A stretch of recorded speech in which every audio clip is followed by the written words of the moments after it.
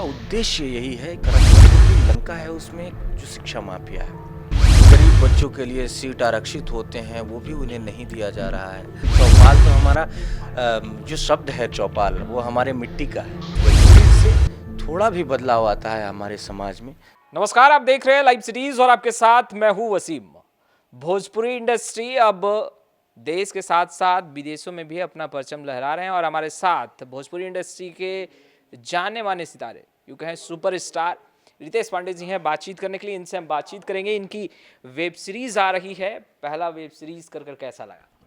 बहुत अच्छा लगा। सबसे पहले तो आप सभी को सादर प्रणाम है हमारा, आपके दर्शकों को भी।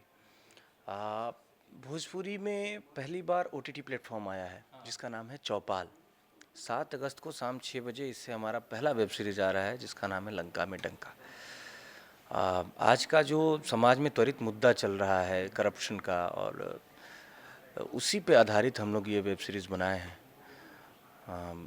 उम्मीद है कि हमारे दर्शकों को, खास करके जो भोजपुरी भाषी हैं, भोजपुरी को बोलते हैं, समझते हैं, उन्हीं से उम्मीद भी है हमारा कि आप लोग बहुत ज़्यादा प्यार दुलार आशीर्वाद देंगे इस वेब सीरीज़ को। रितेश जी बिहार आए हैं, चौपाल घर घर तक लगा ही देंगे? बिल्कुल बिल्कुल। चौपाल तो हमारा जो शब्द है चौपाल वो हमारे मिट्टी का है। जो कि चौपाल गांव में पीपल के पेड़ के नीचे लोग बैठते थे, जो 4-10 लोग, 8-10 लोग, उसको चौपाल बोला जाता था। तो उसको हम लोग उस शब्द को लेके OTT प्लेटफॉर्म बनाए हैं।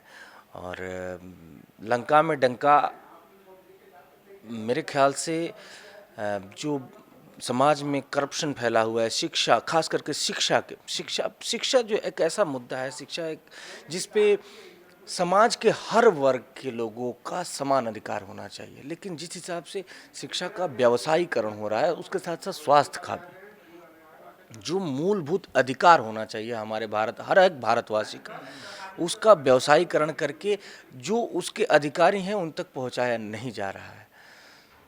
तो हमारे इस वेब सीरीज़ का जो लंका में डंका है, इसका उद्देश्य यही है कि शिक्षा का व्यवसायीकरण ना हो, स्वास्थ्य का व्यवसायीकरण ना हो, शिक्षा और स्वास्थ्य पे हर एक भारतवासी का समान अधिकार हो। रितेश जी, डंका तो आप बेशक देश दुनिया में बजा ही रहे हैं और कई हस्ती और दिग्गज अभिनेता रहे हैं भोजपुरी इंडस्ट्री के, जिन्होंने मान सम्मान भोजपुरी का बढ़ाया है।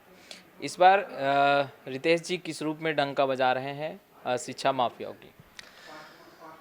हाँ, जो करप्शन रूपी लंका है, जो लंका में डंका वेब सीरीज़ की बात मैं कर रहा हूँ, करप्शन रूपी लंका है उसमें जो शिक्षा माफिया है, और उसकी शिक्षा माफिया है तो आप समझ जाइए उसके अंदर बहुत सारे कॉलेजेस हैं, स्कूल्स हैं। उसी में एक शिक्षिका है जो पढ़ाती हैं और उनसे हमारा संपर्क होता है। तो किस हिसाब से वहाँ पे गड़बड़ियाँ हो रही हैं, जो गरीब बच्चों के लिए सीट आरक्षित होते हैं वो भी उन्हें नहीं दिया जा रहा है। तो और भी बहुत सारी चीज़ें हैं, सारी चीज़ें मैं आपको नहीं बता सकता हूँ क्योंकि क्यूरियोसिटी थोड़ी ख़त्म हो जाएगी।